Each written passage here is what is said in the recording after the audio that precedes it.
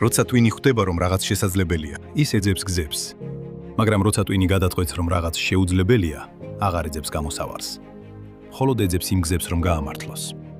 არ არის შემთხვევითი, რომ ჰენრი ფორდი ამბობდა, თუ გონია, რომ შეგიძლია, მართალი ხარ. მაგრამ თუ გონია, რომ არ შეგიძლია, აქაც მართალი ხარ. twin-ი არასოდეს განგრჯის, ის მხოლოდ გემორჩილება. ეს საოცარი მანქანაა, რომელიც გზებს პოულობს, როცა მას ცალსახად დავალება ან კონკრეტული მიზანი აქვს. twin-ისთვის სიზუსტე და ნათელი ხედვა უბრალოდ მიმართულება არ არის, ეს ძალაა. როცა მიზანი ქვეცნობიერში გადადის, ის აღარ არის მხოლოდ სურვილი, ის ცოცხლდება.